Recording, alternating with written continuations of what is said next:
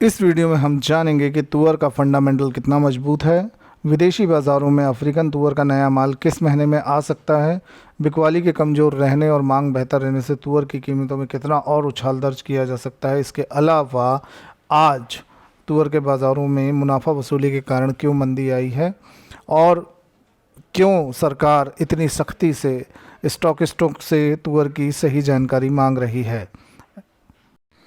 Adishakti services के YouTube channel में आप सभी का स्वागत है। अपना कीमती वक्त हमें देने के लिए धन्यवाद। हम आपकी बेहतर सेवा करते रहेंगे। यदि आपको हमारे वीडियोस पसंद आ रहे हैं तो कृपया अपने दोस्तों को इस संबंध में बताएं और उनसे हमारा चैनल सब्सक्राइब करवाएं।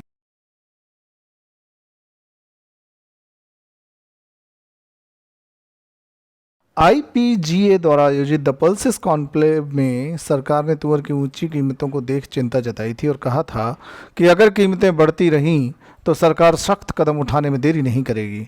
हमारा मानना है कि अगर सरकार द्वारा सख्त कदम उठाया गया तो कीमतों पर कुछ समय के लिए असर पड़ सकता है, परंतु तेजी के फंडामेंटल मजबूत हैं।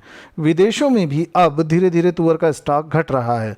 अफ्रीकन तुअर का नया माल अगस्त से पहले आने वाला है नहीं। अस्थायी गिरावट के बीच भविष्य में तुअर की कीमतों में तेजी का माहौल बना रहने की उम्मीद है। बिकवाली कमजोर बनी रहने व मांग बेहतर बनी रहने से तुअर की कीमतों में कल जोरदार उछाल दर्ज किया गया था, लेकिन आज मिलर्स खरीदारी में उच्च दरों पर मिलर्स की खरीदारी में निष्क्रिय होने से मंडी में तुअर की कीमत 100 से 150 रुपये की कमजोरी के साथ अकोला 8000 से 8700 और थोक कारोबार में 100 रुपये की गिरावट के साथ 8675 से 8700 रुपये पर व्यापार हो रहा है। अकोला मंडी में 4000 कट्टे की आवक रही। तुअर की बढ़ती कीमतों को देखकर केंद्र ने स्टॉक की जानकारी के लिए एक कमेटी की संगठित की है। PIB पर कहा गया है कि अभी तक स्टॉकिस्टों द्वारा तुअर की सही जानकारी नहीं दी गई, जिसके बाद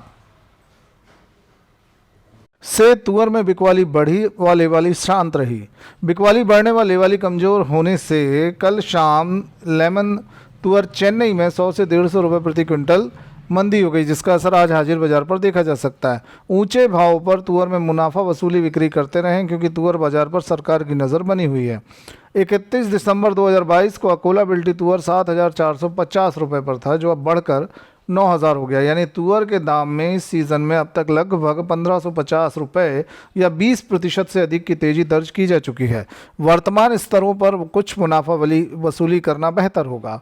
तुअर का सप्लाई डिमांड में भारी अंतर है क्योंकि और इसीलिए फंडामेंटल भी मजबूत होता जा रहा है, लेकिन सरकार की भी पैनी नज़र अब तुअर के कारोबार पर रहेगी। सरकार लगातार सभी राज्यों के तुअर कारोबारियों से स्टॉक डिटेल अपलोड करने को कह रही है, जिसका कड़ाई से पालन कराया जा सकता है। यदि इसका कोई सही नतीजा नहीं निकलता है तो भाव में तेजी जारी रहती है तो सरकार स्टॉक लिमिट जैसे विकल्प पर विचार कर सकती है।